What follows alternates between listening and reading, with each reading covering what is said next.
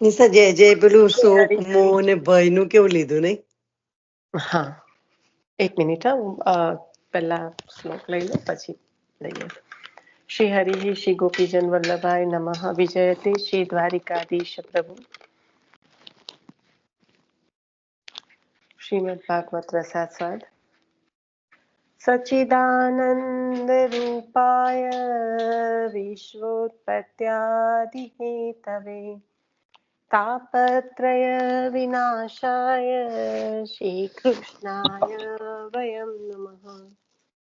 શ્રી વલ્લભને હૃદયમાં પધરાવીને શ્રીમદ ભાગવતજીનું રસપાન કરીશું. શ્રીમદ ભાગવત રસાસ્વાદ પ્રથમ સ્કંદ અષ્ટમ અધ્યાય. કુંતીજીની સ્તુતિમાં આપણે આગળ વધી રહ્યા છીએ. તો ગઈકાલે વધારે કંઈ થયું નહીં હતું. આપણે એક જ ફકરો હતો, પણ એનું જ રિપીટેશન અત્યારે રાજાએ કર્યું.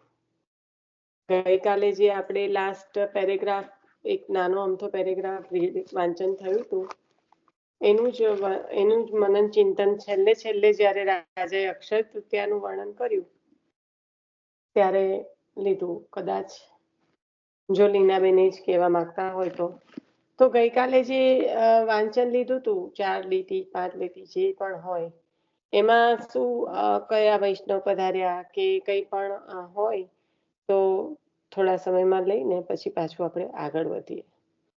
કારણ કે ગઈકાલે અને પરમ દિવસે થઈને જે વર્ણન છે ને, એ અત્યારે યથાર્થ એ સ્થિતિ તો આપણા દેશમાં તો ઊભી પણ થઈ ગઈ છે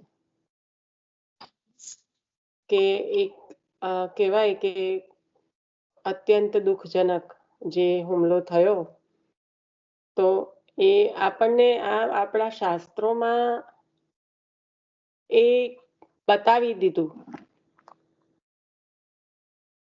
અને એને કઈ રીતે એનો સામનો કરાય એ પણ બતાવ્યું. હા, આપણને યોગ્ય નેતા મળે, યોગ્ય રાજા મળે તો જ એ શક્ય બને. અને આપણે અત્યારે અનુભવી શકીએ છીએ કે પરિસ્થિતિ તો કપરી આવી શકે છે, પણ જો રાજા યોગ્ય છે તો એ પરિસ્થિતિનો સામનો પણ કરી શકાય. આપણા શાસ્ત્રોમાં આ બધું વર્ણન કહેવાય ને કે જે પરિસ્થિતિ છે એ પ્રભુએ સ્વયં એ પરિસ્થિતિ ઊભી કરીને લીલા રૂપે જે કંઈ આપણે વાંચનમાં કરીએ તો એ લીલા રૂપે પ્રભુએ સ્વયં એ લીલા કરી અને જીવ સૃષ્ટિને બતાવી છે. તો કાલનું જે વાંચન છે એમાં જેને પણ ભાવ સ્ફુર્યા હોય એ લઈ લો. પછી હું જરા આગળ, નહીં તો પછી હું પાછું મારું ચાલ્યા કરશે એવું થશે. એટલે અહીંયા આગળ હું સ્ટોપ કરું છું. અને એક જ વસ્તુ, ભગવતી માસી, જે તમે કહેતા હતા ને, કાલનેમી શિરચ્છેદી રાષ્ટ્રીય યજ્ઞ વિનાશક, જે પેલું કાલનેમી શિરચ્છેદી જે નામ છે, એ ભલે દસમ સ્કંદમાં નથી આવતું, પણ મનન ચિંતન કદાચ એ દિવસે મને નહીં મારા પૂર્યું હોય, પણ મનન ચિંતન થતા એવું થયું કે કાલનેમી શિરચ્છેદી, જે કાલનેમી અસુરને નાશ કરવા વાળા આપ છો, તો એ કાલનેમી શિરચ્છેદી નામ અહીંયા આગળ યથાર્થ બેસે જ છે. કારણ કે એ અસુરનો તો પ્રવેશ થઈ ચુક્યો હતો કંસ રાજામાં, અને એટલા માટે તો કંસનો નાશ થયો, રાઈટ? એટલે જે રીતના કાલનેમી એટલે શું કે એ અસુર જેનામાં પ્રવેશ કરે એનો પ્રભુ તો નાશ કરવાના. એટલે મેં એમાં વાંચ્યું, પણ શ્લોક નંબર 122 છે. મારે પછી મારાથી વંચાયું, પણ પછી મને તે દિવસે જ જયારે આપણે વાંચન કરતા હતા ને ત્યારે મને નામ યાદ આવી ગયું હતું કે આ નામ યથાર્થ બેસવું જોઈએ, પણ પછી ખબર નહીં સમહાવ. પણ મને આ કાલનેમી વિશે નથી ખબર. મારે એ પૂછવાનું હતું આજે. કાલનેમી તો અસુર છે, જેનું અસુર વિશે હું નથી જાણતી. મુચુકુંદ રાજાની મુક્તિ થઈ ત્યારે કાલનેમીનો નાશ કર્યો ને પ્રભુએ, એ જ કાલનેમી. ઓકે, ખ્યાલ આવી ગયો. કારણ કે કાલનેમી છે ને, જ્યારે ત્યાં આગળ જે પ્રભુ રણ છોડીને ગયા હમ. તો એમની પાછળ ગયો. હવે બરાબર. એનો નાશ તો કરવાનો હતો. કેવી રીતે કરવાનો? તો મુચુકુંદ રાજાને પેલું શાંતિથી સુઈ જવું છે એવું વરદાન આપ્યું. પણ જે સમયે જો કોઈ એમને જગાડશે તો એને એ ભસ્મ થઈ જશે. એવું. ગુફામાં. એટલે કાલ નેમીને પ્રભુ જાણીને દોડી, પ્રભુ કઈ રણ છોડીને નહીં, આ લીલા હજી પણ થવાની છે. એટલે જાણીને ગુફા તરફ દોડ્યા છે, કારણ કે ત્યાં કાલ નેમીનો નાશ મુચુકંદ દ્વારા થવાનો છે. એટલે એ જ કાલ નેમી. હવે જો કે તમને યાદ જ આવી ગયું હશે. 822મો શ્લોક છે. હા, યાદ આવ્યું. ના, એટલે કહું છું કે કાલનેમી શિરચ્છેદી, તો અહીંયા આગળ તો તમે ખાલી મતલબ જુઓ તો એવો જ છે કે કાલનેમીના મસ્તકને છેદનારા, અને જે લીલા છે. પણ જ્યારે અહીંયા કંસનું વર્ણન આવ્યું ત્યારે કાલનેમી જે અસુર છે, જે આસુરત્વ એ એમનામાં પ્રવેશી ગયું, વસ્યું. એ પ્રવેશી ગયું કંસમાં. એટલે હવે જેનામાં જેનો આવેશ આવે, સપોઝ અમિતાભ બચ્ચનમાં કુલીનો આવેશ આવે તો આપણને કુલી તરીકે જ દેખાય છે ને, રાઈટ? આ નોર્મલ એક્ઝામ્પલ. એટલે એનામાં એનો આવેશ આવ્યો એટલે એને એ પ્રકારે અસુર પ્રમાણે જ વર્તવાનું ચાલુ કર્યું ને એ જ પ્રકારની ક્રિયાઓ કરી, અને એના કારણે પ્રભુએ પછી કંસને પણ માર્યા. એટલે અત્યારની જે પરિસ્થિતિ ઊભી થઈ છે એ તો ખરેખર જોવા જઈએ તો કંસને આપણે એક તો વાંચીને રેઢા થઈ ગયા છે. એટલે આપણને જ્યારે આ બધી લીલાઓનું વર્ણન થાય કે કંસે દેવકીના પુત્રોને જન્મતાની સાથે મારી નાખ્યા, જ્યારે આ પહેલગામમાં અત્યારે જે બન્યું, તો પોતાની મારાથી તો ખાલી એક જ પિક્ચર જોવાયું છે ને મેં બંધ કરી દીધું છે, પણ એની પત્નીની આગળ એના પતિને મારી નાખ્યા જોતા જોતા. એવી રીતના અત્યારે ભાઈ બહેનનો તો કોઈ સંબંધ છે જ નહીં કંસ અને દેવકીનો, કારણ કે કંસમાં અસુરનો પ્રવેશ થઈ ચુક્યો છે. અસુર છે એ કોઈનો સગો નથી, કોઈનો મિત્ર નથી, એ અસુર જ છે. એ પછી બની જ ના શકે કોઈ સંબંધ એની સાથે. એનામાં અસુરત્વ એટલું સવાર થયું હોય કે એને બીજા કોઈ સંબંધો સ્પર્શ પણ ના કરી શકે. તો દેવકીજીની સામે જ્યારે એમનો જન્મેલા પુત્રને પુત્રીને જ્યારે માર્યા હશે, પછાડ્યા હશે, ત્યારે એ માના હૃદયની શું સ્થિતિ થઈ હશે? અત્યારે આપણાથી એક પિક્ચર, એક ન્યૂઝમાં એક ખાલી પિક્ચર આવે છે ને, તો એ આપણાથી જોઈ નથી શકાતું. જે ઇન્ટરવ્યુઝ આવે છે આપણાથી જોઈ નથી શકાતા, એટલું આપણું હૃદય ફાટી જાય છે. અને ત્યારે પણ જે સ્વયં જેના કુખે પ્રભુ જન્મવાના છે એને આ પરિસ્થિતિમાંથી પસાર થવું પડે છે. આપણે કહીએ કે સર્વ વસ્તુમાં સર્વરૂપે વિરાજમાન પ્રભુની લીલા સ્વરૂપ, પ્રભુને આ લીલા કરવી પડી, કારણ કે કંસનો જે આસુરત્વ છે પણ એનો જે નાશ કરવો, પ્રભુ સ્વયં નાશ કરી શકે એવો જે પાપનો ઘડો ભરાવો જોઈએ એ હજી ભરાયો નથી, અને કનડગત હજી ચાલુ ને ચાલુ જ છે. તો જ્યાં સુધી એ પૂર્ણ રીતે ભરાઈ નહીં જાય ત્યાં સુધી એને મારવો શક્ય નહીં થાય. અને જો એ મરે નહીં તો આ રીતે પ્રજાને હાનિ પહોંચ્યા જ કરશે. અત્યારે આ જ છે, આ પાપનો ઘડો ભરાય નહીં. હવે જે એક્શન્સ લેશે તો એમને જળમૂળમાંથી ઉખાડવા માટે લઈ રહ્યા છે, પણ એ પહેલા આ લીલા કરવી જરૂરી જ હતી ને, કારણ કે શું કરે આ આપણને કહેવાય ને કે વર્ષોથી હાનિ પહોંચાડતું છે. એમાં હું એવું નથી કહેવા માંગતી લીલા એટલે ભગવદ રૂપ જોઈએ એટલે, પણ જેને જેના ગુમાવ્યા એના આપણે ખાલી એને સાંભળી પણ નથી શકતા, એને જોઈ પણ નથી શકતા. તો એ લોકો જે પરિસ્થિતિમાંથી પસાર થઈ રહ્યા હશે એ કેવું હૈયાફાટ હશે. તો આ જે થયું છે પહેલા, અને જે અસુર છે ને એનો કોઈ ધર્મ નથી. એટલે મહાભારતમાં જ્યારે યુદ્ધ બતાવ્યું ત્યારે ધર્મ અધર્મનું બતાવ્યું છે. અત્યારે જે હિન્દુ મુસ્લિમ, ખરેખર એ મુસ્લિમ પણ નથી, અધર્મ છે, ધર્મ અને અધર્મ. એ જ મુસ્લિમ નાનો 17 વર્ષનો છોકરો હતો, હિન્દુ જે કહેવાય કે હિન્દુસ્તાની મુસ્લિમ, જે કાશ્મીરમાં હતો, એને બધાને બચાવતા બચાવતા એને માર્યો છે. એ છોકરો એ કાશ્મીરી મુસ્લિમ જ હતો. અહીંયા આગળ અમારા ફ્લોરિડામાં એક ગયેલા હતા ફરવા માટે. એ છોકરો મુસ્લિમ હતો, પણ અહીંનો બોર્ન એન્ડ રેઝ હોય, છોકરાઓને બધી પ્રાર્થના ના આવડતી હોય, તો એને ના આવડ્યું. પણ એ છોકરો તો અહીંનો જ, અમારા ફ્લોરિડામાં મુસ્લિમ છોકરો હતો, એ ત્યાં ગયેલો હતો, એ પણ મર્યો છે. તો આ ધર્મ અધર્મનું યુદ્ધ છે. આ કોઈ કોમનું નથી, કોઈ એનું એક ધર્મ માટે બીજા ધર્મનું નથી, પણ એ ધર્મ અધર્મનું યુદ્ધ છે. અને એના માટે તો પ્રભુએ સ્વયં અર્જુનને તૈયાર કર્યો હતો. અને મહાપ્રભુજી અત્યારે આચાર્ય ચરણના સમયમાં શું થયું? આજ થયું ને. અત્યારે કલમા પડવાનું કીધું હિન્દુને, અને ના આવડે તો મારી નાખ્યા. એવી રીતે એ સમયે પણ હિન્દુઓ પર આટલી જ આપત્તિ આવી પડી હતી. આચાર્ય ચરણે જ્યારે જે આપણે કહેવાય ગોકુલનાથજી અને આચાર્ય ચરણે સ્વયં જ્યારે ધર્મની રક્ષા કરી છે, ત્યારે આજ કર્યું છે. મુગલો સામે આટલી થઈ જાય છે. હા, આવું જ કર્યું છે. પણ જયારે આપણે એટલી બધી વખત વાંચતા રીંગા થઈ જઈએ ને કે આપણા અહીંયા હવે આમ કઠોર થઈ ગયા હોય એવું લાગે. દેવકીના પુત્ર માર્યા. પણ એક માતાની શું સ્થિતિ થાય જ્યારે એની સામે બાળકને એ કરવામાં આવે ત્યારે. ઈશા છે ને, મેં શોર્ટ પાડી મૂકેલો છે, જે આપણું પુષ્ટિ સાહિત્યનું જે છે, પુરુષોત્તમ નામ સહસ્ત્ર, એમ એ 2 લીટી છે. હું વાંચી લો. કાલ નેમી શિરચ્છેદી. કાલ નેમી નામના દૈત્યનું મસ્તક છેદનાર વિષ્ણુ રૂપ પ્રભુ શ્રી પુરુષોત્તમ આગળ એ જ કાલનેમી દ્વિતીય જન્મમાં કંસ રૂપે ઉત્પન્ન થયો છે. એટલે મને આ જરા વિશેષતા લાગી એ વખતે, એટલે મેં શોર્ટ પાડી મૂક્યો હતો.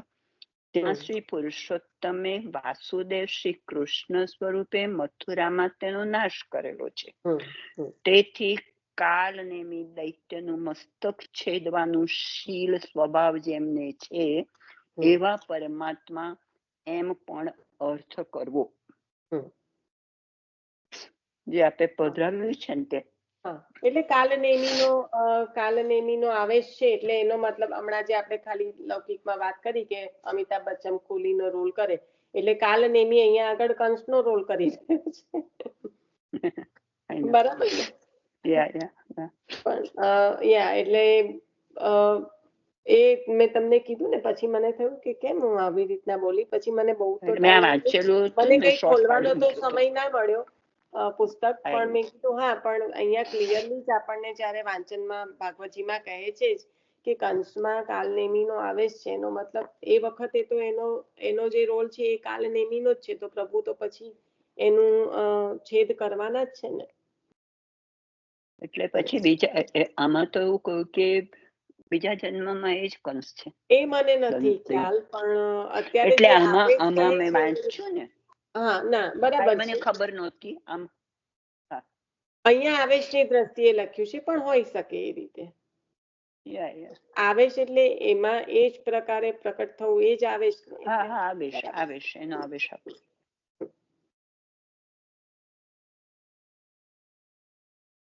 કોઈને કાલના વાંચન દરમિયાન કશું જો વિચાર્યું હશે ને, તો પણ વચ્ચે એટલું બધું પાછી બીજી વાત થઈ ગઈ તો તમારા લોકોથી ભૂલાઈ ગયું હોય તો જરાક સ્મરણ કરવાનો પ્રયત્ન કરો. પણ કાલે જે આપણે લીધું હતું ને, બહુ યથાર્થ છે, બહુ જ સુંદર છે.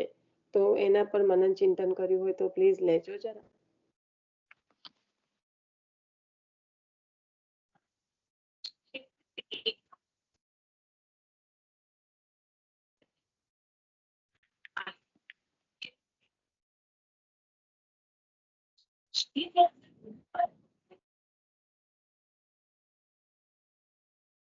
કાલે શું વાંચનમાં આવ્યું હતું?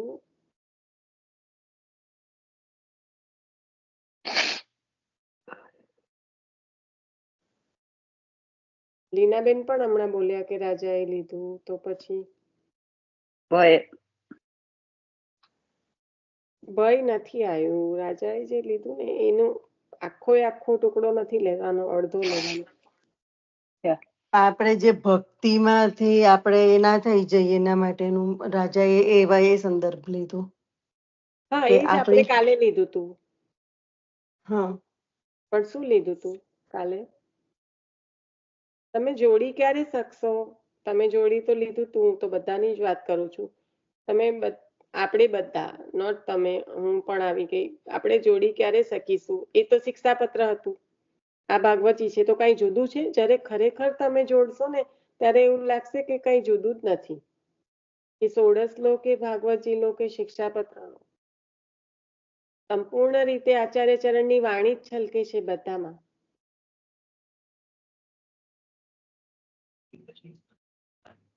જો આપણે કહેતા હોય કે આચાર્ય ચરણની વાણીને વાગોડીએ છે તો બધે એ સ્પર્શ થવો જોઈએ, કશું અલગ અલગ નથી.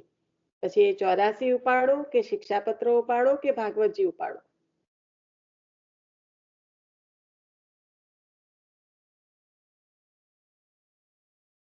ન્યારો દેખતો તો ન્યારો ગાતો.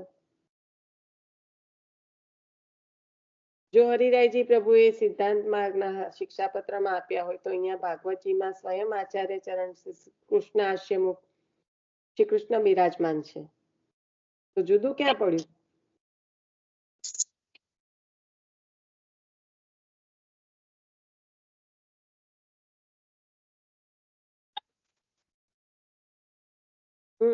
એમણે એવું કહ્યું ને કે તમે અનેક પ્રકારની એમ કે આફતોમાંથી અમને ઉગાર્યા છે. ઉગાર્યા નથી, શું કર્યું છે? રક્ષણ કર્યું છે. શબ્દની જાળને બહુ સારી રીતે ગૂંથો. હા, રક્ષણ કર્યો, રક્ષા કરી છે તમે. એમ કે પ્રભુ એમ કે શરણાગતની રક્ષા પ્રેમથી કરે છે એ સંદર્ભમાં. તો હવે અહીંયા કઈ રીતે લેવાનું? એમાં આપણને વિવેક ધૈર્યાશ્રયનો શ્લોક પેલો લીધો તો, પૈહિ કે પારલોકે ચ સર્વથા શરણમ હરિ. પેલો લીધો તો આપણે અહીં કે પારલોકી કે આટલા દિવસ લીધો તો, કાલે તો બીજો લીધો તો. કાલે તો બીજો લીધો તો. આસોના કર્તવ્યમ સર્વથા બદત. હા, સુધાબેન સરસ. વિવેક ધૈર્યાશ્રયનો. કારણ કે પરમ દિવસે આ તમે બોલ્યા ને આગળનો અહીં કે પારલોકી કે આવ્યો તો, ગઈકાલે આ આવ્યો તો અવિશ્વાસ એટલે અનન્યતા માટે આવ્યો તો એ દ્રઢાસો પ્રભુનો.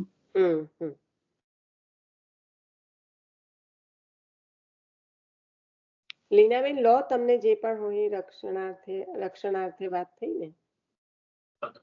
હા, રક્ષણાર્થે એટલે જે એવું કીધું ને કે આપણી ભક્તિ, આપણે રસ પ્રકટ કીએ રસ જાય એવી રીતે એ પહેલા આપણને એનો એ લાગે છે ને કે મારી ભક્તિ એ ના થઈ જાય, મારી ભક્તિ પ્રકટ કીએ રસ જાય એવું નથી. ત્યાં આગળ એવો કોઈ ઉલ્લેખ નથી કર્યો રાજાએ. પ્રકટ કીએ રસ જાય એનો ઉલ્લેખ અહીંયા નથી. ભક્તિ શિથિલ ના થાય એમ. શિથિલ ના થાય એ પણ નથી કીધું લીનાબેન. ભક્તિની ભાવના રક્ષણની વાત કરી રાજાએ કે એટલા બધા પરિબળો આપણા પર આવેલા છે અને નહીં ખાલી બાહ્ય પરિબળ. અને એની જ ગઈકાલે આપણે છેલ્લી લીટીમાં વાત કરી હતી કે જે ઇન્દ્રિયના વિષયો છે એ વિષરૂપ છે, કહ્યું ને? નિશા, તું રેકોર્ડિંગ અપલોડ કરીશ આજે? છેલ્લી 9 મિનિટનું ના જ સંભળાયું તે ના જ સંભળાયું. હા, સોરી, કરી દઈશ. મારે આવું જ થાય છે, મને સમય નથી મળતો. 5 વાર એ છેલ્લી 9 મિનિટ ના જ સંભળાય, બીજું બધું સંભળાય ને છેલ્લી 9 મિનિટમાં તો વાંચન થયેલું એટલે તમારે વાંચન હતું. હા, પણ માસી 5-6 વાર બહાર નીકળીને અંદર ગઈ. તમારે આજે ચાલુ તો સોરી, તમારા લોકો છે ને મને નોનસ્ટોપ મેસેજીસ કર્યા કરવાના. એટલે તું કેટલી બિઝી છું, તું તો પરમ દિવસ સુધી તો કર્યા કરતી હતી, મને ખબર છે.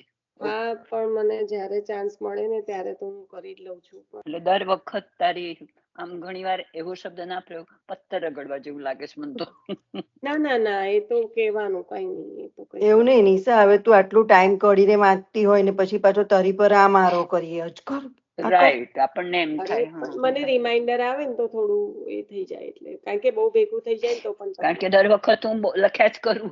મેં કીધું આ આગળનું બધું સંભળાય છે અને 9 મિનિટ જે હવે ખરું વાંચન ચાલુ થાય છે એવું કે તે જ નહીં સંભળાય. અને મારે શું થાય છે, મને એકચ્યુઅલી તો હું રોજે રોજનું કરું ને તો જ સારું પડે છે. હવે મારે બધાના મિનિટ્સ જોજો કરવાના, કારણ કે લાઇબ્રેરીમાં તો ફોટો લાઇબ્રેરીમાં તો બધા એક સાથે વિડીયોઝ આવી જાય, પછી એને પાછા ડેઝ ના બતાવે મને, એટલે એ ડેઝ ડેટ મારે માઇન્ડમાં રાખવાની, પછી મિનિટ માઇન્ડમાં રાખવાની કે આ મિનિટ વાળું થઈ ગયું છે, એના પછીનું નેક્સ્ટ જે આ મિનિટનું છે એ ચૂઝ કર. એટલે મારે જો 10-15 ભેગા થઈ જાય ને તો મને તો જબરજસ્ત વાર લાગે છે. પણ મારો જ વાંક છે કે રોજે રોજનું નિશા પણ હવે આજે કરી દેજે હા, પાછું કાલથી પેલું 30મી પછી પેલું ગડબડ વાળું છે ને. ના હું કરી દઈશ. આઈ થિંક મારે હવે આટલા અઠવાડિયાનું જ મેં મારા ખ્યાલથી મેં હવે થોડુંક જ બાકી છે, નથી? હા 10 આઈ બહુ થિંક બાકી હશે. 18 સુધી થઈ ગયું છે.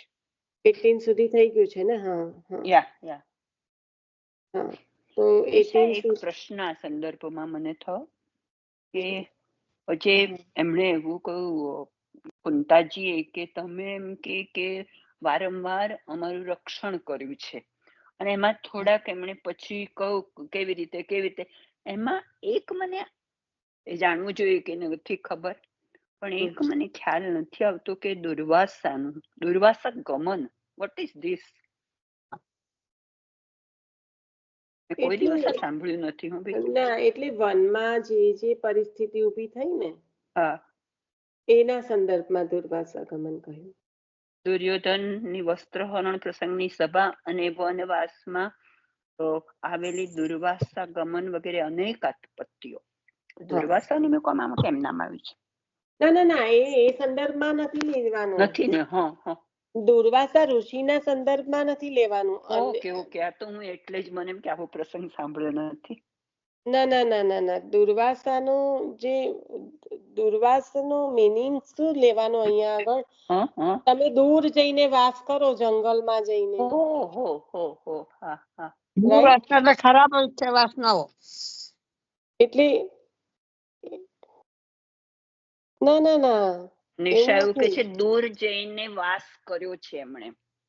કારણ કે દુર્વાસા ગમન એટલે ત્યાં આગળ જયારે વનવાસમાં ગમન કર્યું, કેવી પરિસ્થિતિમાં એમને ત્યાં આગળ ગમન કર્યું?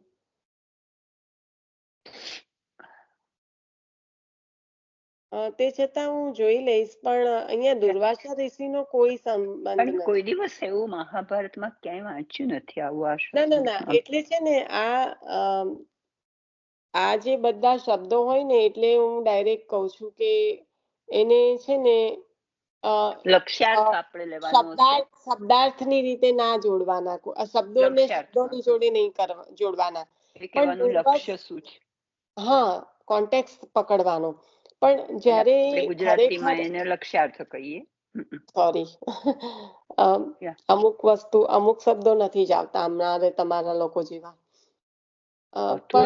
સરસ તો તું કરે છે. મને ઘણી વાર એમ થાય છે કે હું ગુજરાતી ભણાવેલું છતાં મને ઘણી વાર નથી જ્ઞાન. એટલે આજે ના એવું કઈ તું મૂળમાં કહી દે ને આપણને. બસ હવે હા પણ દુર્વાસ આગમન તો જે ડિફિકલ્ટ પરિસ્થિતિમાં રહેવામાં આવે, એ સંસ્કૃતનો આ શબ્દનો મિનિંગ છે. અને એટલે દુર્વાસા ઋષિ, દુર્વાસાનું તપ કેવું હતું ખબર છે? ડિફિકલ્ટ પરિસ્થિતિ એટલે એવું તો નથી કે ચાલો ખાવા મળ્યું, પીવાના મળ્યું, પણ એમને જે એમના કામ વાસના પર, ઇન્દ્રિયો પર જે વિજય મેળવ્યો હતો. જો યાદ હોય તો એક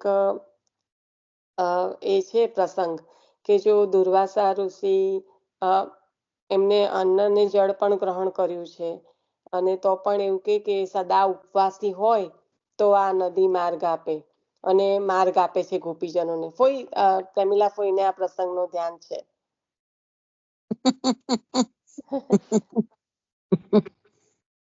દુર્વાસા ઋષિ છે સામે કિનારે હોય છે, અને ગોપીજનો ઠાકોરજીને કે છે તમે કઈ ગયા હતા? એમ તો કે મારા ગુરુને ત્યાં ગયો હતો. કે તમારા ગુરુ એવા કોણ છે કે તમે તઈ મળવા ગયા? અમે મળીએ તમારા ગુરુ.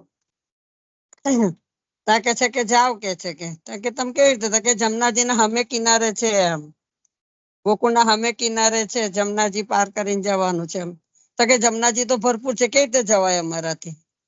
એટલે ગોપીજનો ને ઠાકોરજી કે છે કે કેજો કે કૃષ્ણ સદાય બ્રહ્મચારી હોય તો જમનાજી માર્ગ આપે એમ. એટલે જમનાજી રસ્તો આપી દીધો. એટલે ગોપીજનો ચાલીને ગયા. પછી ત્યાં આગળ પછી ટોપલા લઈને ગયા ત્યારે દુર્વાસા ઋષિ બધું આરોગાયું. ઋષિને આરોગાઈને પછી કે છે કે હવે અમે જઈએ એમ. તો કે જમનાજી તો ભરપૂર છે, કેવી રીતે જઈશું એમ? તો દુર્વાસા ઋષિ એવું કીધું કે સદાય દુર્વાસા ઋષિ સદાય અપ્પાસી હોય તો જમનાજી માર્ગ આપે એમ. એટલે આયા તો ખરેખર માર્ગ આપી દીધો. એટલે એ આઈને કૃષ્ણને પૂછે છે કે આ કેવું એમ? સદાય બ્રહ્મચારી કીધું એટલે રસ્તો આપ્યો, સદા ઉપવાસી એટલે કે ટોપલા આરોગ્યા અને રસ્તા અપ્પાસી કેવી રીતે કીધું એમ? બધા ગોપીજનો લઈ ગયા, બધું તો આરોગ્યા એમ. તો કે તમારો ભાવ અંગીકાર કર્યો છે, તમારા ભાવથી રસ્તો આપી દીધો. તમારો ભાવ હતો કે એમને ગુરુ ભાવ મળવાનો હતો તો તમે મળ્યા, એટલે તમારા ભાવથી જમનાજી માર્ગ આપ્યો તમને એમ. અને કૃષ્ણ વ્યભિચારી નથી. કૃષ્ણ તો દરેક ગોપીજનોને રસનો અનુભવ કરાવે છે, એમનામાં કોઈ વિકાર નથી. એટલે બ્રહ્મચારી તો છે જ, એટલે જમનાજીએ રસ્તો આપ્યો એમ.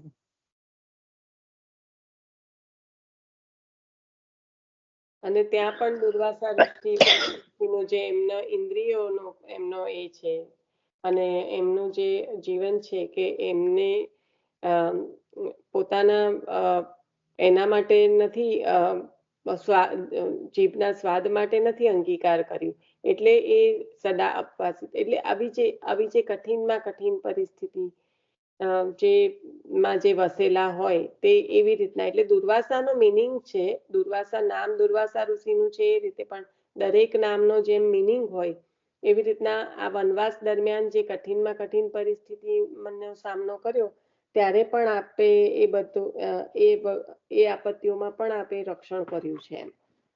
સારું થયું તમે પૂછ્યું. તો કોઈએ પૂછ્યું નહીં ને એટલે હું બોલી નહીં. ઘણું બધું ઘણી વાર મને એમ થાય. એટલે પેલા દિવસે પછી મિલનબેને શોધી નાખ્યું. મેં કીધું કે ચિદાંશની માયા, તો મિલનબેને એ ફકરો શોધી નાખ્યો. પણ જ્યારે આપણે સાથે સત્સંગ કરી રહ્યા છીએ તો અરસપરસનું છે. તમને લોકોને કઈ સમજાય નહીં ક્યારે કે તમે એના પર મનન ચિંતન કરો, અને પછી આપણે વાત કરીએ તો એનો અર્થ છે. નહીં તો આ કાલે બોલેલું દુર્વાસા ગમન આજે ફરી જતું રહે બધાને દિમાગમાંથી. આ કેવું આપણે પ્રસંગ સહિત લીધો, પણ એ લેવાનો મોકો ક્યારે મળ્યો? જ્યારે કોઈકે એના પર મનન કરીને પૂછ્યું, વિચાર કર્યો. એટલે હું એ જ કહેવા માંગુ છું, આ ભાગવતજી છે. શબ્દે શબ્દને તમે એને વાગોળો. આપણે આગળ નથી વધી શકતા એનું બીજું કારણ આ પણ છે. આગળ વધીને જઈશું કઈ, એક પાનું તો બહુ કહેવાય આપણા માટે, આપણા જેવા જીવ માટે. એને ઉતારવું, એને સ્પર્શ કરવો, ઉતારવાની વાત તો જુદી, પણ એને સ્પર્શ પણ કરવો હોય તો આ જે માસી તમે જે ગણાવ્યું એની સાથે સાથે ગોપીજનોનું પણ ઉદાહરણ હતું. અને મને ખ્યાલ છે કે આ ફોઈ આ પ્રસંગ બહુ સારી રીતે કહેશે. એટલે આપણને સત્સંગનું આ જ આપણો પોઝિટિવ પોઈન્ટ છે કે મનન ચિંતન કરવા વાળા એક્સપિરિયન્સ જે વૈષ્ણવો જે ઘણું જાણે છે એમનો આપણને લાભ મળે છે આ રીતે. એટલે કરો મનન ચિંતન. પછી થોડું કશું સાંભળવાનું રહી જાય ને તો એને બાજુ પર રાખો, પણ મનન ચિંતન ના છોડો. નિશા, મારે એક પૂછવું છે. તમારે વળી પૂછવું છે? હે, તમારે પૂછવું છે? મારે ના પૂછવું પડે કમ એવું નહીં. એવું કોને કીધું? બધા બાળકોના ઉત્સવ કેવાય છે, ગોકુળ નદીનો મહા ઉત્સવ કેમ કહેવાય છે? મને તો એવું જ ખબર છે કે વલ્લભ પ્રગટ્યા છે ને, વલ્લભનું જ અવર સ્વરૂપ છે ને. એ તો અવસર તો ગુસાજી અવર સ્વરૂપ છે ને. એક વખત વલ્લભને જો વિઠ્ઠલનું સ્વરૂપ તો કઈ રીતના છે કે જે ગુસાઈજી પ્રભુને જ્યારે આચાર્ય ચરણને જ્યારે આજ્ઞા થઈ વિવાહ કરવાની પણ, અને તુમ तात में નંદનંદન, એટલે વિઠ્ઠલ તો પ્રકટ્યા જ છે, બરાબર? એટલે એ તો ઉત્સવ છે. પણ અહીંયા બીજી પેઢીએ જ્યારે વલ્લભના જે કહેવાય કે આચાર્ય સ્વરૂપે વલ્લભ પણ બિરાજમાન છે. અને જે કઈ બધી રચનાઓ કરી છે એ સંસ્કૃતમાં કરી છે. ગુસાઈજી પ્રભુએ પણ ઘણી બધી રચનાઓ સંસ્કૃતમાં કરી છે. હવે જ્યારે આપનું જે કાર્ય અધૂરું જે કહેવાય કે ભાષાના ખબર છે કલીના જીવોની શું સ્થિતિ થશે. અત્યારે સંસ્કૃતમાં આપણે એક જ કેટલા બધા કીર્તન એવા છે કે જેમાં વ્રજ ભાષા, સુરદાસજીના કીર્તનમાં તો ખાસ એવું છે કે વ્રજ ભાષા અને સંસ્કૃત ભાષાનું એવો સુમેળ કર્યો છે ને કે બેમાંથી એકેયમાં આપણને ગતાગમ પડે નહીં ને પ્રભુ કહેશે કરો. એટલે એ બધું આપણને ગોકુળનાથજીએ આપ્યું. હવે ઉત્સવ ને મહોત્સવ કેમ? તો જ્યારે એક વાર પ્રકટ થાય, 2 વાર પ્રકટ થાય ત્યારે દિલમાં ખુશી હોય. હવે જ્યારે ફરી વખત પ્રકટ થાય તો એ ઉમળકો કેટલો બધો દુગનો થઈ જાય. કારણ કે ત્યાં તો પ્રભુએ આજ્ઞા કરી હતી કે તુમ तात में નંદન વિવાહ કરો, મને આપની ગોદમાં ખેલવું છે, હું પધારું. એટલે એ છે. પણ અહીંયા આગળ તો હવે જ્યારે આપ પધારી ગયા છો ત્યારે ફરી વખત જીવોને કૃતાર્થ કરવા આવ્યા અને એમને સદૈવ લઈ ગયા છે. જેમ જે ગતિ દાસીએ જયારે કીધું કે હવે સમય થયો પધારો, ત્યારે પધાર્યા ભક્તને અધીન થઈને પ્રભુ પધાર્યા. એટલા માટે મહા ઉત્સવ કહેવાય. ના એવું નથી. ના એટલે તમે જે કહેતા હોય એ તમે લઈ લો, પણ હૃદયના ઘણા ઘણા ભાવ નીકળે મહોત્સવ જ્યારે આખું કહેવાય. રીઝન જ જુદું છે. હા તો કોને મોહનભાઈજી ના ઘરે પધાર્યા, મોહનભાઈજી રાતે પધરાવવા માટે. ત્યારે હેતલ, એમને લઈ લેવા દે ને 1 મિનિટ. કારણ કે આવું છે ને બોલ બોલ બોલ બોલ બરાબર. શું કહેવા માંગે છે અત્યારે? બોલ. ના તમે લઈ લો, તમને ખબર છે ચોક્કસ, એટલે સરસ લેશો, લઈ લો. હા, અને જ્યારે આવું કઈ હોય ને કે તું જે બોલી તમે તો તને જાણતા ખબર હોય, જ્યારે તમે જાણતા જ હોય ને ત્યારે એ શેર કરવાનું. એટલે બીજા બધા પણ બીજી બધી ડિરેક્શનમાં ના ફરે. ગુસાઈજી તમે એવું કીધું કે મારે કંઈક પૂછવું છે એટલે મેં મારા હૃદયના ભાવ, પણ જો તમે જાણતા હોય ને તો આટલા બધામાં બીજા બધા ગોળ ગોળ ના ફરે. એટલે તમારે જ લઈ લેવાનું. ત્યારે એવું નહીં કરવાનું કે મને પૂછવું છે, મારે કંઈ કહેવું છે એમ કહેવાનું. ઓકે, ચાલો. કારણ કે અહીંયા કોઈ પરીક્ષા સવાલ જવાબ નથી. કારણ કે પરીક્ષા ને એટલે કોઈ કે કોઈ જાણકાર હોય તો બધાને કે જે પોતપોતાની રીતે કે ને અનુભવ તો એટલે કે ને હું તો બધું. આવું જ જાણું છું, પણ તમે લો. હા, ગોકુળનાથજી નો ઉત્સવ હતો ને પછી હમ. પ્રાગટ્ય ઉત્સવ ઉજવવાનો હતો એમનો. હેતલ આજ કહેવા ગોકુળનાથજી જઈ રહી હતી. હેતલ આજ પ્રાગટ્ય કહેવા જઈ ઉત્સવ. રહી હતી. હે હેતલ આજ કહી રહી હતી મારા ખ્યાલથી. લઈ લો લઈ લો. હા બોલ. એટલે મેં કીધું બોલ હેતા, મેં કીધું જ ખરું બોલ એમ તો કીધું. બોલ બધા. હેતલ તું મોહનભાઈજી નું કહેતી હતી ને એ યાદ છે.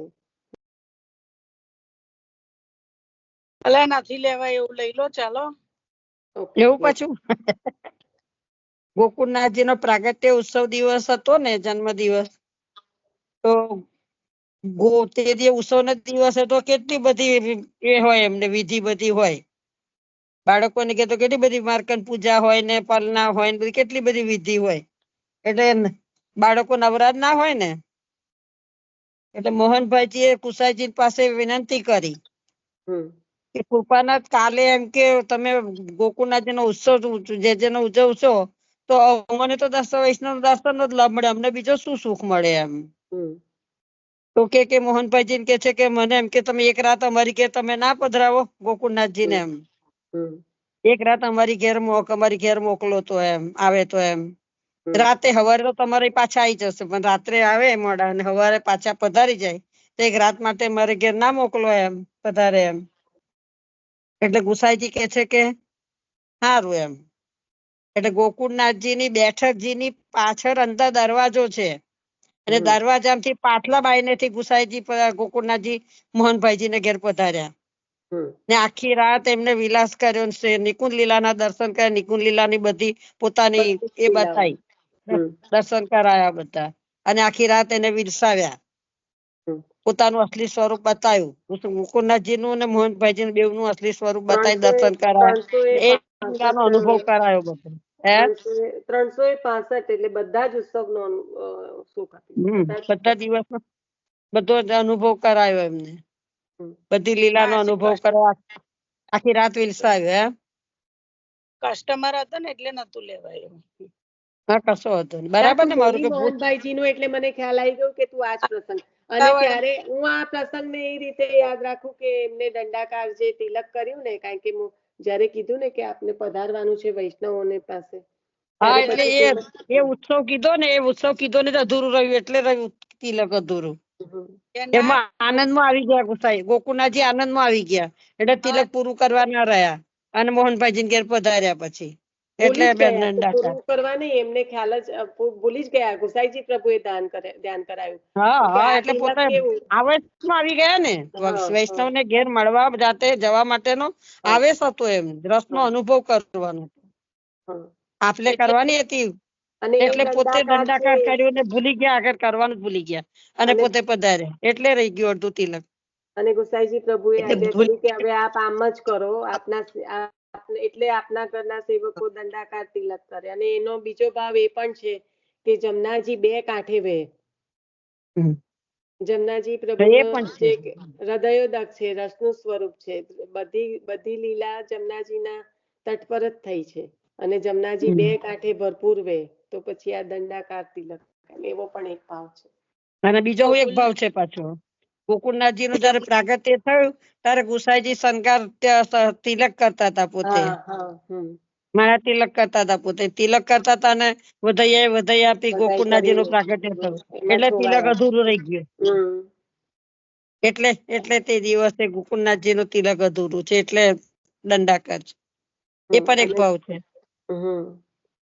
કારણ કે તિલક કરતા હતા ને બધાઈ ના એ આયા એટલે વર્ધી પડે બધાઈ તો આવી ને કે ગોકુળનાથ વર્ધી પડી ને, એટલે તિલક અધૂરું રહ્યું, એટલે કે તમારું આવું તિલક રહેશે એમ.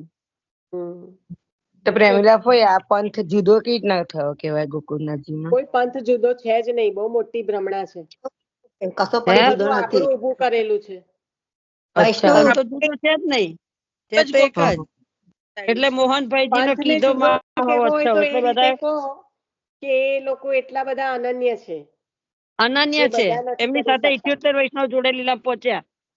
એટલે પંથ આપણે બધું જુદું એટલે પાડી દે કે અનન્યતા આપણાથી ના પડે એટલે તું ને હું જુદા, પણ એવું છે જ નહીં. અનન્યતા છે. એ તો કે શ્રી વલ્લભ કરે તે વલ્લભ વાળા એટલે વલ્લભ અને ઠાકોરજીમાં કોઈ ફરક દેખાય તો બોલો વલ્લભ વાળા, જે બોલનારાય મૂર્ખા, હોંભરનારાય મૂર્ખા. જયારે સુરદાસજી સ્વયં કહેતા હોય કે ન્યારો દેખતો તો નારો ગાતો, તો જેને ન્યારું દેખાય તેની શી સ્થિતિ કહેવાય. આ તો એ છે કે પોતાના ભાવથી જે ભાવિત જે સ્વરૂપ છે, જેનામાં તમને પ્રીતિ છે, તમને અનન્યતા છે. ત્યારે ઠાકોરજી કે છે કે સર્વત્ર સર્વરૂપે બિરાજમાન છે, તો આપણે બધાને પર તો પ્રેમ નથી કરી બેસવાના. તો એ પ્રેમ જે પુષ્ટ તમને જે સ્વરૂપમાં પ્રેમ, એટલે તો ઠાકોરજી પુષ્ટ કરાવવાના. પુષ્ટ એટલે શું? બાકી કોઈ હવે મર્યાદા માર્ગી શું, આમ જ કોઈ પણ હોય તો તમને જયારે એવો પ્રશ્ન કરવા આવે કે આમ તો તમે કહો છો કે સર્વત્ર સર્વરૂપમાં સર્વત્ર સર્વરૂપમાં પ્રભુ બિરાજમાન છે બ્રહ્મ સ્વરૂપે, અને તમે પણ તમારા પરબ્રહ્મ કહો છો કૃષ્ણ, તો પછી ભેદ શું રહ્યો? તમે આવી રીતના અલગથી કરવા કેમ બેસો છો? તમને કોઈ એવું ના પૂછે? તમને તો સર્વ વસ્તુમાં દેખાય, તો પછી તમે પણ ત્યાં આગળ જે પણ વ્હીલમાં જયારે ગાડીના વ્હીલમાં હવા પુરવાની હોય ને ત્યારે ગેસ સ્ટેશન પર જ જવું પડે છે. હા, એ હવાનું એક ઉદાહરણ છે, પણ અહીંયા પુષ્ટ થવાની જે વાત છે કે જ્યારે આપણે જે સ્વરૂપમાં જે ચિત્ર જે છે કે ધાતુના મૂર્તિ છે કે એમાં જે પ્રભુ બિરાજમાન તો છે જ સર્વત્ર, તો ત્યાં પણ બિરાજમાન છે, પણ જ્યારે એને પુષ્ટ કરવામાં આવે, એટલે એક સામાન્યમાં સામાન્ય ઉદાહરણ જો લેવામાં આવે તો એક છોકરી છે, એ જ્યાં સુધી લગ્ન ના કરે ત્યાં સુધી એને કોઈ વધુ કહેતું નથી. એ લગ્ન કરવા બેસે અને એના સંસ્કાર થાય ને ત્યારે એ વધુ બને, ત્યાં સુધી એ કન્યા જ રહેશે. આ તો લગ્નના પણ એક સંસ્કાર છે. હવે તો બધું બહુ વિચિત્ર છે એટલે આપણે એમાં ના પડીએ, પણ જન્મનો જેમ સંસ્કાર છે એમ લગ્નનો સંસ્કાર છે. એ સંસ્કાર થાય પછી એ કન્યા છે એ વધુ બને છે. અહીંયા આગળ જે પુરુષોત્તમનો આવિર્ભાવ એમાં થાય છે ત્યારે પછી એમાં થાય તો જે ભાવ પુષ્ટ થાય એટલે કહે કે ઠાકોરજી પુષ્ટ કરાયા. અને હવે એટલે આપણે કહીએ કે જે યાત્રા પરબ્રહ્મથી શરૂ થાય છે કે વારંવાર આપણે કહીએ છીએ કે પરબ્રહ્મ, પરમાત્મા, ભગવાન કૃષ્ણ, અને પછી એના પછી આગળ આપના ભાવથી ભાવિત બિરાજમાન, આપણે માથે બિરાજમાન આચાર્ય ચરણના પધરાવેલા ઠાકોરજી. તો આ સ્ટેપ્સ છે. પરબ્રહ્મ અવતારણથી લઈને આપના ઘરમાં બિરાજમાન આપના પ્રભુનું જે એકત્વ છે એ આ રીતે છે.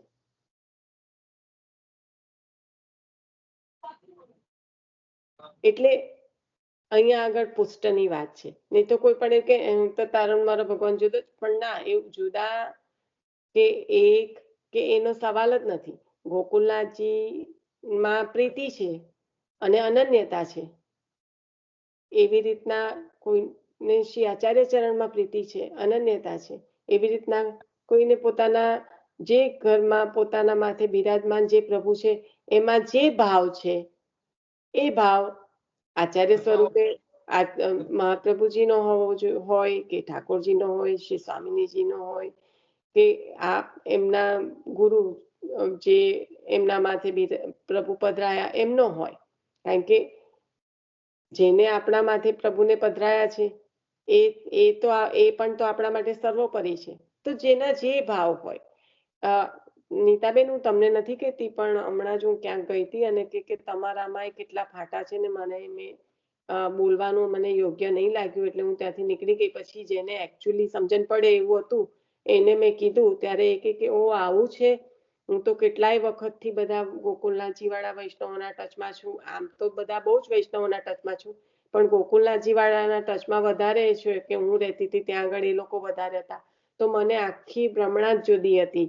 પણ મેં કીધું કે જ્યારે તમે લોકો બોલ્યા ત્યારે બધાની આગળ આ બોલાયું નહીં હતું, પણ મેં એની સાથે શાંતિથી એને અડધો કલાક ખાલી મારી વાત જ સાંભળી. બાકી કોઈ જે વૈષ્ણવ સંપ્રદાયમાં ના હોય એને એ સાંભળવામાં શું રસ હોય. પણ એ નાની હતી, મોટી થઈ ત્યારથી એના પાડોશમાં આમ તેમ સંઘમાં આ બધા હતા એટલે એને તો કે મને તો આવું ક્યારેય સમજણ જ ના પડી અને હું તો એવું સમજતી હતી કે કેટલા ફાટા ફૂટી છે.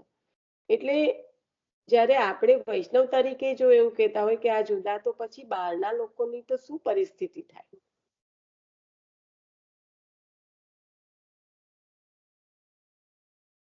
સમજ્યા નીતાબેન?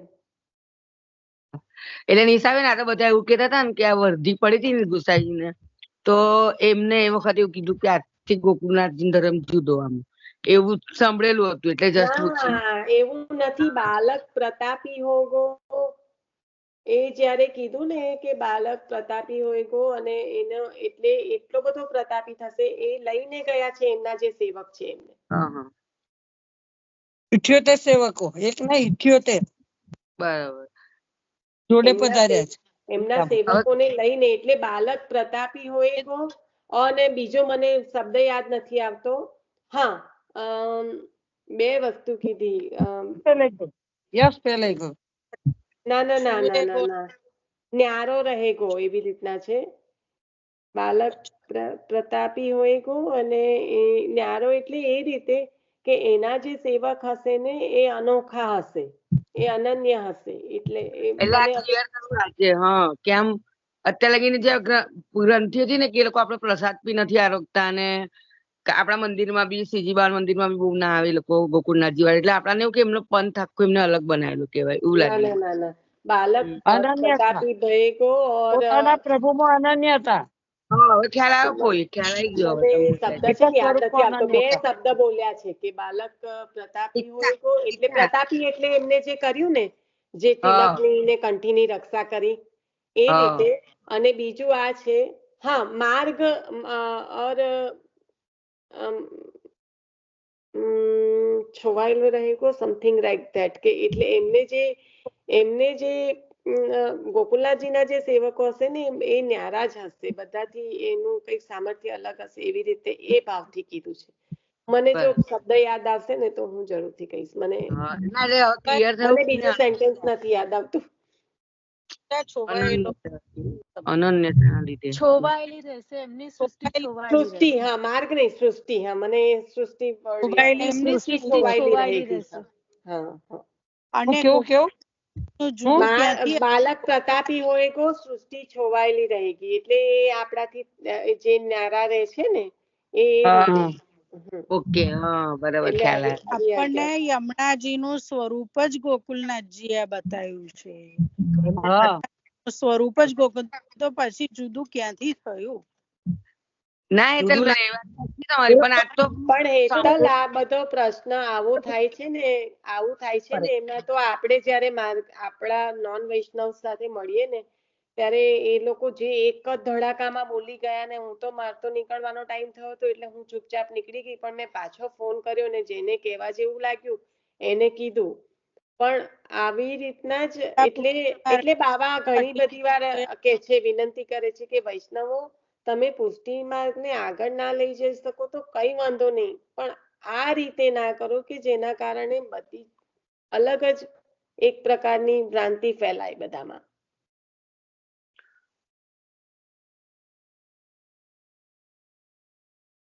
ચલો, વિષય આપણો બહુ આગળ પાછળ થઈ ગયો. અગેન સમય નથી રહેવાનો, જે થાય એ થોડુંક લઈ લઈએ. તો કહેવાનું તાત્પર્ય એ છે કે જે હું લીનાબેનને કહેતી હતી, રાજાએ કીધું, રાજાએ જે રક્ષણની વાત કરી ને કે જે આપણે ભક્તિ કરવી હશે તો પણ પહેલા તો આપણે આ જે બધું બાહ્ય પરિબળોનું આક્રમણ છે, વિષયાક્રાંત દેહાના, તો આ જે આક્રમણ છે એનાથી રક્ષા થશે તો થશે ને. એટલે કાલે જે આપણે લીધું હતું કે જેવી રીતના કુંતીજીએ યાદ કર્યું કે આપે સર્વદા રક્ષા કરી છે બધી જ આપત્તિઓમાંથી, એવી રીતના સ્મરણ જ્યારે એમને થયું ત્યારે ગોપિકાઓનું પણ સ્મરણ થાય છે કે વિષ જલા પ્રયાદ વ્યાલ રક્ષે અસાદ. તો એ જે આપે જે રક્ષા કરી છે ગોપીજનો યાદ કરે છે ગોપી ગીતમાં કે કાલિયા નાગથી રક્ષા કરી. તો એવી રીતના જે થયું છે એવી રીતના અહીંયા આગળ આપણી ભૂતલ પરના જીવોની સ્થિતિ કે આપની ઇન્દ્રિયોમાં વિષયનું વિષ અને અંતઃકરણમાં વાસનાઓનું વિષ, ઈર્ષાનું ઝેર જે રહેલું છે, એટલે ઇન્દ્રિયો અને અંતઃકરણમાં જ્યાં આગળ આ વિષ ભરેલું હોય ત્યાં પ્રભુ તો કેવી રીતે શક્ય બને પ્રભુનો પ્રવેશ? તો પ્રભુ જ્યારે કૃપા કરે ત્યારે આ વિષની વિષમ વિપત્તિમાંથી બચાવે, તો આ રક્ષણ. હવે જ્યારે આ વિપત્તિમાંથી, આ વિષની વિષમ વિપત્તિમાંથી જ્યારે પ્રભુ બચાવશે પછી ભક્તિ માર્ગની યોગ્યતા જીવને મળે. ત્યાં સુધી તો ભક્તિ માર્ગને પ્રાપ્ત કરવાની યોગ્યતા પણ જીવને નથી, જ્યાં સુધી હૃદયમાં આ ચાલી રહ્યું છે. એટલે આપણે આજે રાજાના સત્સંગ સાથે એની સંગતિ કરી કે રાજાએ છેલ્લે કીધું કે આપણે ભય નથી રાખવાનો, કારણ કે ભય તો છે જ નહીં. જ્યારે આપણે અભય નું દાન આચાર્ય ચરણે આપણને કરેલું છે બ્રહ્મ સંબંધીને, પણ ભય એટલે કઈ રીતનો કે જે આ વિષયો છે, જે વિષ છે, એ જો એ વિષ આપણને ચડી જશે તો એ પ્રભુથી દૂર લઈ જશે. તો એ ભય આપણે હંમેશા રાખવાનો છે, અને એ ભય રાખીશું એટલે સદાય પ્રભુને સ્મરણમાં રહીને પ્રભુ રક્ષા કરશે ને કરશે જ. એટલે જે પ્રભુ છે આપ જ રક્ષા કરવા વાળા છે, કારણ કે અભયપદનું દાન જ આચાર્ય ચરણે આપ્યું છે. તો એ જે છે અભય દાન દક્ષસ્ય, આચાર્ય ચરણનું નામની સ્મરણ કરો તો જે અભયનું દાન આપ્યું છે એ બતાવે છે કે આપણે કોઈ પરિસ્થિતિમાં ભય રાખવાનો નથી. એટલે રાજાએ કીધું આપણે ભય તો રાખવાનો જ નથી, પણ આપણા ભાવના રક્ષાર્થે આપણે ભય રાખવાનો છે. કે કેમ? તો કે જો આ બધા વિષયો આપણને હાનિ કરી જશે તો આપણો જે ભગવત ભાવ છે એ ખંડિત થશે થશે ને થશે જ. એટલે ત્યાં આગળ પ્રભુ આપ રક્ષા કરો. શ્રી કૃષ્ણ શરણમ મમ. તો આ જે ભક્તિ માર્ગની યોગ્યતા જીવને પ્રાપ્ત કરવા માટે જે વિષય રૂપી વિષ છે, જે ઇન્દ્રિયમાં અને અંતઃકરણમાં પ્રવેશીને ખૂબ આનંદ કરાઈ રહ્યું છે. વિષ હોય તો ખરેખર તો જીવ શું કરે? તડફે, મરી પણ જાય. જ્યારે અહીંયા તો જુદા પ્રકારનું વિષ છે. આ વિષ કેવું છે? આપણે બાહ્ય જીવનને જો જોડીએ તો જે ડ્રગ લેવા વાળું વ્યક્તિ હોય એને એનાથી ખૂબ જ આનંદ થાય. બીજાને એવું લાગે કે અરે આની શું સ્થિતિ છે, જેને ભાન છે એને. પણ જેને નથી એને તો એમાં ખૂબ આનંદ થાય. એવી રીતના આ ઇન્દ્રિયોનું વિષ અને અંતઃકરણનું વિષ કાર્ય કરે છે કે આપણને તો ખૂબ જ મજાનું લાગે. પણ જો એ જ્યાં સુધી આપણને હાનિ પહોંચાડવા વાળું છે એવું પણ જ્યારે જીવને સભાનતા નથી આવતી, એ સભાનતાની વાત રાજા કરતા હતા કે એવો પણ ભય નથી લાગતો કે આ મને હાનિ પહોંચાડશે, આ મારા માટે સારું નથી, તો તમે એ ભય નહીં લાગે તો રક્ષા માટે જવાના જ છો કેવી રીતે પ્રભુ પાસે? તો પ્રભુનું સ્મરણ કરવાના છો જ કેવી રીતે કે પ્રભુ આ ભયમાંથી મારી રક્ષા કરો, આ મને હાનિ પહોંચાડવા વાળું છે. અને જો એ રક્ષા થશે એટલે એમાંથી પ્રભુ બચાવશે, ત્યારે જીવ યોગ્ય બનશે પ્રભુની ભક્તિ પણ એવી કરવા. અપેક્ષા નથી રાખવાની, એવી આશા નથી કરવાનું. અપેક્ષાની વાત નથી. આ જીવનને કેવી રીતે પ્રભુ સુધી લઈ જવા, માગણી એવી ઈચ્છાથી નથી કરવાનું. માગણી ક્યાં કરવાની છે? સભાનતા કહું છું, માગણી નથી. એટલે હું શબ્દ બોલું છું એને સમજો. હું સભાનતા કહું છું. હું અગર ખાડામાં પડી રહી છું એનું મને ભાન જ ના હોય તો મને ભય કેવી રીતે લાગવાનો છે? ભય નથી લાગવાનો તો મને સ્મરણમાં કેવી રીતે આવવાનું છે પ્રભુનું? અને પ્રભુનું સ્મરણ જ નથી થવાનું તો રક્ષા કઈ રીતે થવાની છે? ને જો એમાંથી રક્ષા નહીં થાય, એ ખાડામાંથી રક્ષા નહીં થાય તો ભક્તિ માટે યોગ્યતા જે જીવને પ્રાપ્ત થવી જોઈએ એ કેવી રીતે થશે? હું આ પ્રોસેસની વાત કરું છું. કોઈ આમાં માગવા લેવાનું કશું નથી થઈ જતું. This is a gradual inside process. આ અંદરની એક પ્રક્રિયા છે જે જીવને બાહ્ય રૂપે નથી દેખાવાની. ખ્યાલ આવ્યો? પડે કે આપણે માગવાના નથી આ વસ્તુ. આપણી સજાગતા અને સભાનતા આપણને એ તરફ પ્રેરશે. એટલે તો મેં ઉદાહરણ આપ્યું કે કોઈ ડ્રગ એડિક્ટ હોય એને તો એમાં જ મજા આવતી હોય. એવી રીતના વિષયોના રસમાં રમતા હોય એને એ વિષ નથી લાગવાનું, એ અમૃત લાગવાનું છે, કારણ કે એમાં ઘણો આનંદ છે. પણ ખરેખર એવું છે નહીં. એટલે કીધું વિષયાક્રાંત દેહાનામ ન આવેશ સર્વથા હરિ. જ્યારે કીધું કે વિષય આક્રાંત થયેલો દેહ છે એમાં ભગવદ આવેશ જ નથી થવાનો. એટલે રક્ષાની વાત બાજુ, માગણીની વાત એ બાજુ. એને કઈ માંગવું જ પડે કશું? એને તો ફૂલ મજા છે. એટલે આ એ સંદર્ભમાં એ રસ્તા પર નથી ચાલી રહ્યું કોઈ ત્યાં આગળ. સજાગતા અને સભાનતાની દ્રષ્ટિએ ચાલી રહ્યું છે. એક જ મિનિટ લીનાબેન, સમજ્યા પ્રેમિલા કોઈ? હા બોલો, હવે બોલો.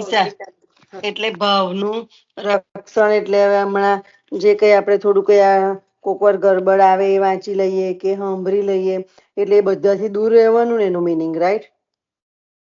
એક વસ્તુ કહું, હજી હું ફરી વખત એક વસ્તુ કહીશ કે આંખોને બંધ કરતા સૂર્ય ઢળી નથી જતો, અંધારું નથી થઈ જતું. એ બધી વાત બરોબર, એ બધું સમજ પડે. સાંભળો હું શું કહું છું. એટલે અગર કંઈક આવી ગયું અને પછી પણ તમારો ભાવ ખંડિત ન થાય એના માટે જે આપણે આચાર્ય ચરણના સ્મરણમાં રહેવાનું એ કરવાનું છે. કારણ કે આ બધું આયા જ કરશે. શ્રી વલ્લભ કરો તો એનો રસ્તો પણ શ્રી વલ્લભ કરશે.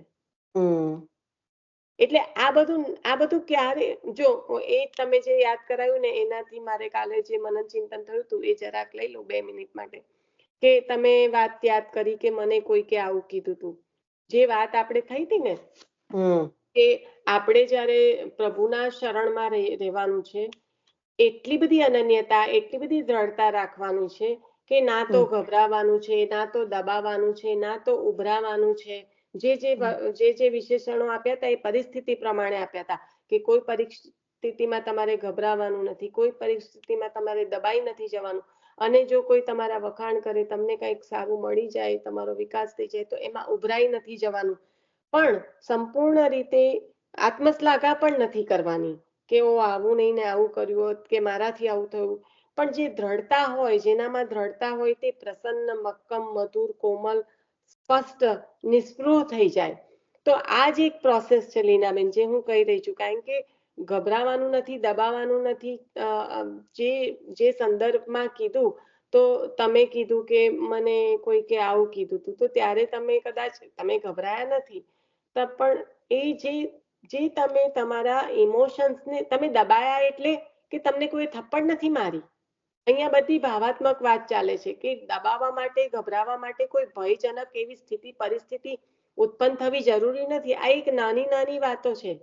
તો તમે ત્યાં આગળ ઇમોશનલી દબાયા છો, કે તમે તમારા ઇમોશન્સને દબાઈ રાખ્યા કે અરે મારી પાછળ, મારી જોડે તો આટલું સારું રાખે છે, મારી પાછળ તો આવું બોલે છે. તે હેતલે કીધું, તો હેતલને થયું અરે મેં તો એવું તો શું કર્યું કે આ વ્યક્તિ મને આવું કે છે. જ્યારે હેતલે વાત કરી ત્યારે એને એવું વિચાર આવ્યો કે ઓ મેં તો આની આગળ એવું કશું બિહેવ પણ નથી કરતી કે મને એવું કહે છે કે તું મને પરચુરણ ફીલ કરાવે છે.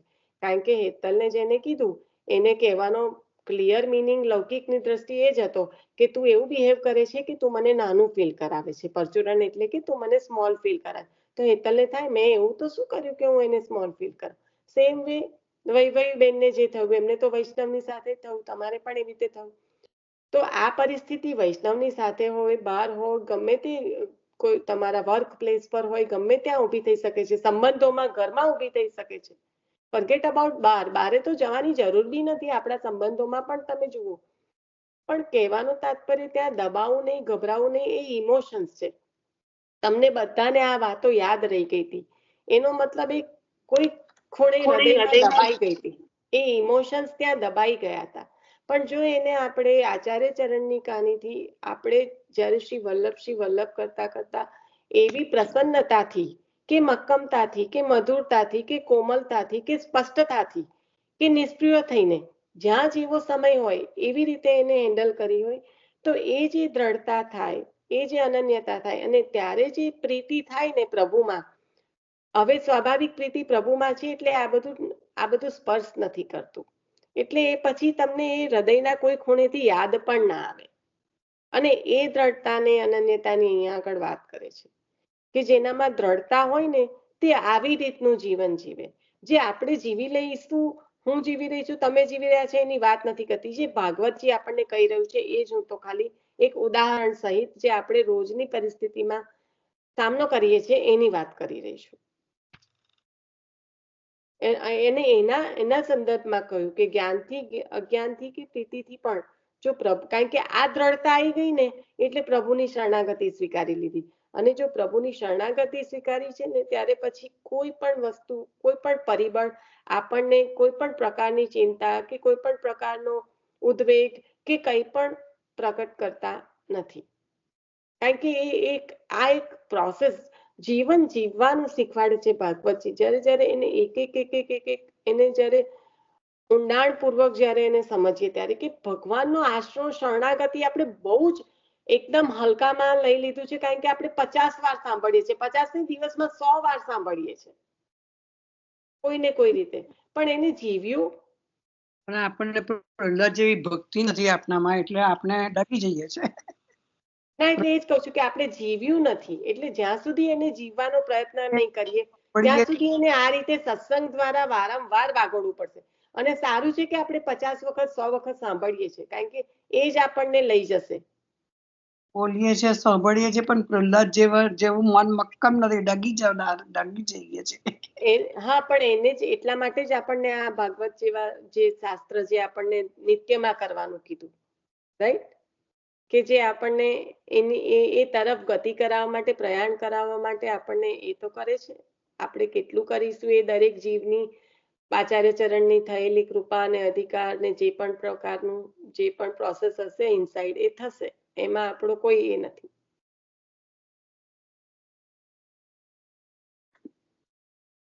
લીનાબેન, તમે કંઈક પૂછ્યું તું કે કીધું તું, ખબર નહીં પડી. હા, એટલે આ તે કીધું તે બરાબર છે પણ આ જે થોડું પેલું કશી બીજી બધી ગડબડ આવે ને તો પછી મગજમાંથી કાઢી નાખવી એ ગડબડ આવવી જોઈએ. હું તો ઇન્વાઇટ કરું છું, આ બધી ગડબડ આવવી જોઈએ. મને મહારાજ મૂવી હતું ને, તો બધાને જ બહુ જ 10-15 મિનિટમાં બધા જ મારા ઘરમાંથી અનકમ્ફર્ટેબલ થઈ ગયા અને ઉઠીને જતા રહ્યા. છોકરાઓ પહેલા નિશ્ચલ ઉભા થઈ ગયા, પછી બંસી કે મને વોમિટ જેવું થાય છે. એટલું બધું એ અનકમ્ફર્ટેબલ થઈ ગઈ. વિચાર કરો નાના બાળકોની પરિસ્થિતિ કેવી થાય. તો એવું બોલી કે મને નોઝિયા ને વોમિટિંગ જેવું થાય છે. એટલે હું સમજી ગઈ કે તું જતી રહે. એટલે જતી જ રહી, ઊભી જ નથી રહેવાની. ને પછી પ્રથમ કે મને તો બધું ખબર જ છે, તો બધું બધે ચાલતું જ હોય. એટલે બોયઝ છે એટલે એમનો એટીટ્યુડ એવો હોય. એવું કરીને જતો રહ્યો. મેં શું કર્યું, આખું મૂવી જોયું. મને જોવું હતું, મને જાણવું હતું.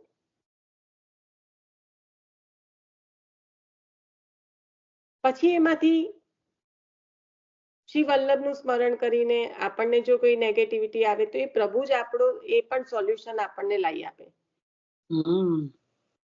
પણ જ્યારે તમે આંખો બંધ કરી દો, ના ના ના આવું ના જોવાય, અરે રે, આપણે તો રહીએ છીએ જ એવી દુનિયામાં કે ભલભલા અનર્થ થાય છે આપણી સામે. અને એ પરિસ્થિતિનો હરેક વ્યક્તિ સામનો કરે છે, નો મેટર વોટ. એમાંથી કોઈને બચવાનું નથી.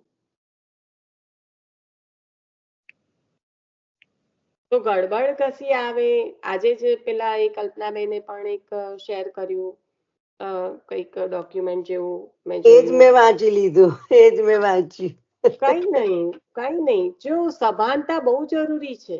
અને શ્રી હા, એ બધું ખબર જ છે વલ્લભે નિશા. તો કીધું કે ગ્રહે સ્થિત્વા ભજેત કૃષ્ણ, અવ્યાવૃત્તો ભજેત કૃષ્ણ, ગ્રહે સ્થિત્વા સ્વધર્મતઃ.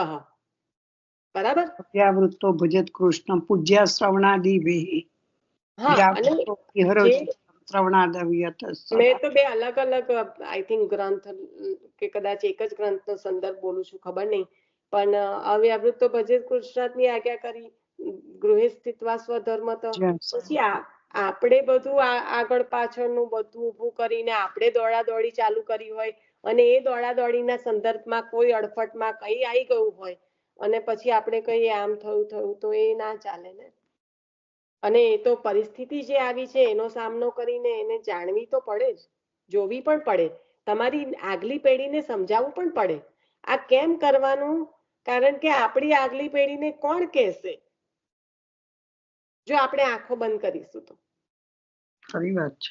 મને તો એ નવાઈ લાગે કે અંધશ્રદ્ધા, આંખો બંધ, જે આવ્યું તે, અરે આપણે આમાં નહીં પડવાનું. અરે શું છે, આંધળા બહેરા થઈને ન જીવાય.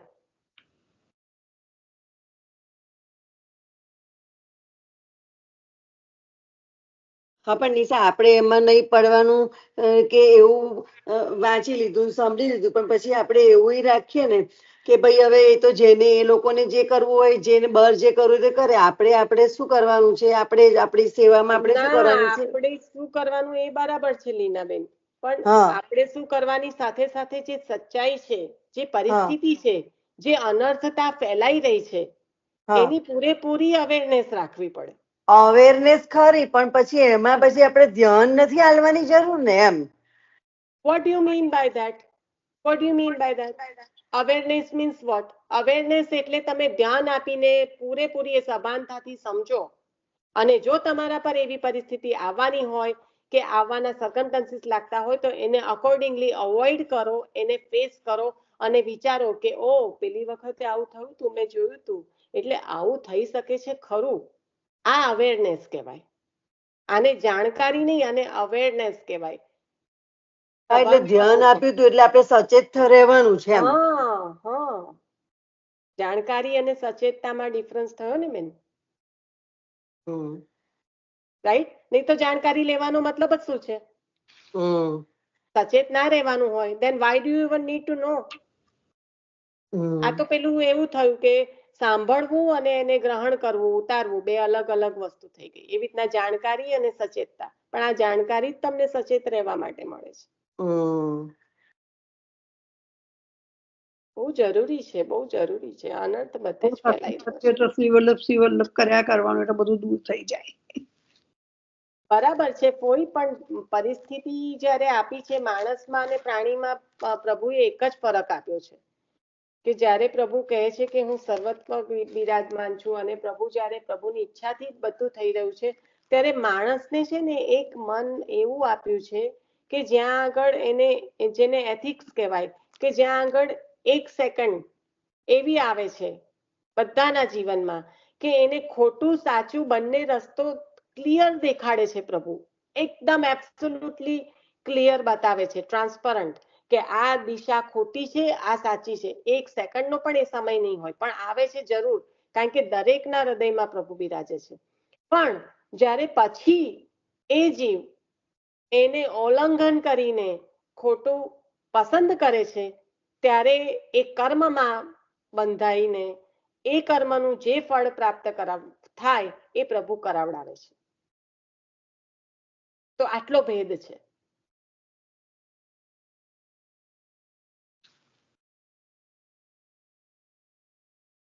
અને એટલે પછી એ કર્મ બની જાય છે, ક્રિયા નથી રહેતું, કારણ કે સમજી બૂજીને પસંદ કરીને કરેલી વાત એ પછી કર્મ બની જાય.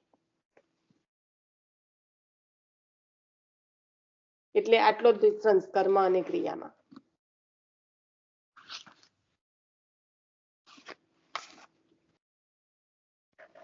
બહુ ઊંડા વિષયો છે અને આપણે એવું સમજીએ કે આપણે આટલું જ કરી લઈશું. ભલે અત્યારે બરાબર છે, આપણા મોટા જીવી ગયા, આપણે પણ ઘણું બધું જે કહેવાય મોટાઓને ફોલો કરીને, પણ જો આ નેક્સ્ટ જનરેશનને નહીં આપીએ ને તો એ લોકો એ થઈ જશે, ડિસ્ટ્રેક્ટ પણ થઈ જશે અને લોસ્ટ પણ થઈ જશે. કારણ કે એમની સામે આવેલી પરિસ્થિતિ એમને દેખાતી હોય અને તમે એવું કહો કે ના ના ના તમે આંખો બંધ કરીને તમે તમારું જે કરો છો એ કરો, તો એ લોકો નહીં સમજી શકે આપણી વાતને.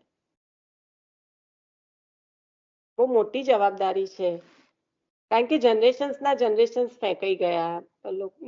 અત્યારે ખાલી એવું સાંભળવા મળે છે કે અમારા બાપ દાદાઓ સેવા કરતા હતા, અમારા બાપ દાદા આ કરતા હતા, કોઈ કરતું નથી. તો કેટલો મોટો લોસ છે એ બાબતમાં. આપણને ઘણું ગુમાયું છે અને એમાં બધી જ પેઢીઓ જવાબદાર છે. એવું નહીં કે આ પેઢીને તમે ગાળો દઈને આગળ વધી જાઓ કે આ તો અવાજ છે, કંઈ કરવું નથી. એમાં બધી પેઢીઓ જવાબદાર છે. બધી પેઢીની સૌથી પહેલા તો આપણે જ જવાબદાર છે આપણા છોકરાઓને નહીં શીખવાડવા ના, માટે. એટલે એ જ કહું છું, પણ આપણે જવાબદાર કેવી રીતે થયા? આપણી આગળની પેઢીના લીધે, કારણ કે આપણે એવા રહ્યા. એ કેવા રહ્યા તો કે એમની આગળની, તો બધા જ ઇન્વોલ્વ થઈ ગયા ને ઇનડાયરેક્ટલી, રાઈટ? હા, એટલે પછી જો પછી એવું પણ થાય કે એ જીવ એને પાત્ર નહીં હોય, પાત્રતા એટલી ઓછી હોય. બીજું એક પણ લઈ શકાય કે જે જીવમાં, અને નિશાબેન ઘણી વખત જોયું છે કે જેના ઘરમાં પુષ્ટિ માર્ગીય એ લોકો વૈષ્ણવ પણ નથી ને એમના છોકરાઓ એટલું બધું પુષ્ટિ માર્ગ ફોલો કરે છે ને, એ તો હકીકત છે કે પ્રભુને ખેંચવાના હોય તો ખેંચે, કાઢવાના હોય તો કાઢે, પણ એ આપણી જવાબદારીને પૂરી નથી કરી દેતું. બીરવાબેન, હું એવું કહેવા ના, આપણી જે શું કહે છે, આપણી ફરજ છે કે આપણે આપણા છોકરાઓને શીખવાડવાનું. પછી આગળ એને અમુક આફ્ટર સર્ટન એજ આપણે એને કહેવાનું કે જો this is right and this is wrong, બરાબર? જેમ આપણને પણ ભગવાન, તમે હમણાં જ કીધું કે આપણને બતાવે છે રસ્તો, આપણે પણ ઠાકોરજી આપણને બતાવે છે કે this is right and this is wrong. આપણે પણ કહેવાનું કે this is right and this is wrong. પછી જે ચૂઝ કરવું, જો એ જીવ ઉત્તમ હશે તો એ પ્રમાણે જશે, અને જો એનામાં એ નહીં હોય તો પછી એ ડિસ્ટ્રેક્ટ થયા કરશે આખો દિવસ. હા, પણ એક સમાજ જ્યારે ઉભો થતો હોય ને ત્યારે એ દરેક વ્યક્તિની એ જવાબદારી બને છે. હા, આપણે સમાજને સારું, એટલે જે પણ બી તમારી સંસર્ગમાં જે પણ બી બાળક આવતું હોય એની આપણી જવાબદારી છે એને આપણે સારું જ્ઞાન ને આપીએ. સારો માનવી બનાવવાની જવાબદારી આપણી. પછી એ સારો માનવી બનશે ને એટલે એના હૃદયમાં પ્રભુ પધારશે ને પધારશે, છૂટકો જ નથી. ખરેખર આપણે જોવા જઈએ ને તો પ્રોસેસ તો આવી રીતે ચાલુ થાય છે. ના, એગ્રી, એ તમારી વાત એકદમ સાચી છે.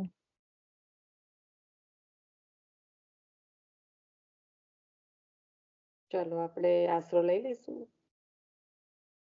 નિશા, થોડું નહીં વાંચવું? ના, પુસ્તક બંધ થઈ ગયું. મારો સમય તો 15 મિનિટ ઉપરથી થઈ ગયો છે. સોરી. મેં બંધ પણ કરી દીધું પુસ્તકને પગે લાગીને. ઈશાજી, જય શ્રી કૃષ્ણ.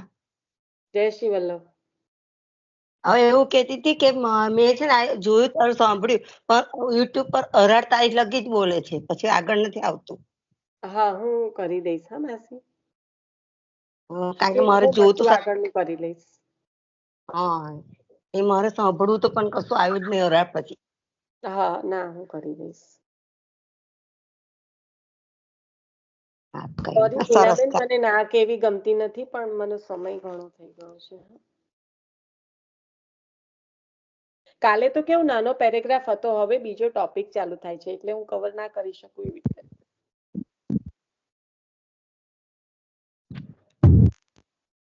કઈ ના, આજના લઈ લો. હા, લઈ લો. જય શ્રી કૃષ્ણ. જય શ્રી કૃષ્ણ.